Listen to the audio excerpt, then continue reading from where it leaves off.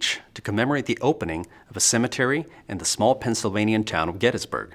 During the American Civil War, the town of Gettysburg had been the site of a horrific battle in which over 7,500 soldiers had died.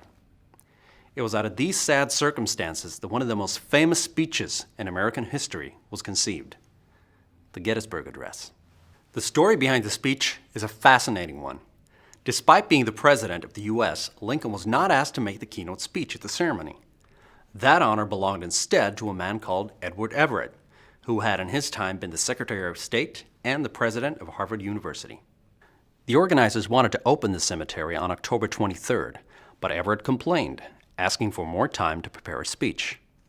It was agreed that it would be delayed until November 19th. The organizers decided, almost as an afterthought, to invite the President of the country to say a few words. The invitation reached Abraham Lincoln only 17 days before he was due to make a speech, and 40 days after Everett had been invited. Even in those days, this was incredibly rude.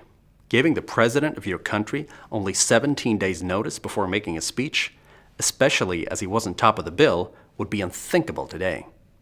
So the day arrived, and Everett, well prepared, displayed his oratorical skills in a speech which lasted over 2 hours. Lincoln, on the other hand, spoke for just over 2 minutes. And yet, it is Lincoln's 2-minute Gettysburg Address which is so fondly remembered and referenced in political speeches throughout the years. 77 years ago, our fathers brought forth on this continent a new nation, dedicated to the proposition that all men are created equal. The opening line became one of the most famous in Western speech-making history. At once, it asks the audience to think back to the birth of the U.S., and it echoes the famous lines from the Declaration of Independence, that all men are created equal. The speech then suggests that the men who died in the battle were fighting for just that, equality and freedom.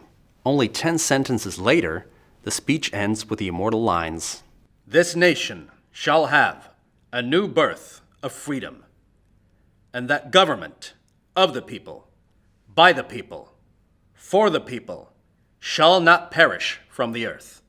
Notice he's talking about the birth of the nation rather than the death of the soldiers. He emphasized the role the American people would need to take in rebuilding their country after the war in the famous phrase, "a government of the people, by the people, for the people." In 2 minutes, Lincoln had got to the heart of the matter more effectively than Everett had in over 2 hours.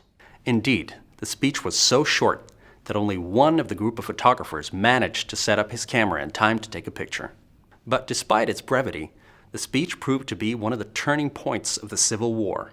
It helped the North remember what they were fighting for: freedom and equality for all people, black and white, and strengthened Lincoln's personal position as their leader, remembered to this day as one of the greatest American presidents of all time.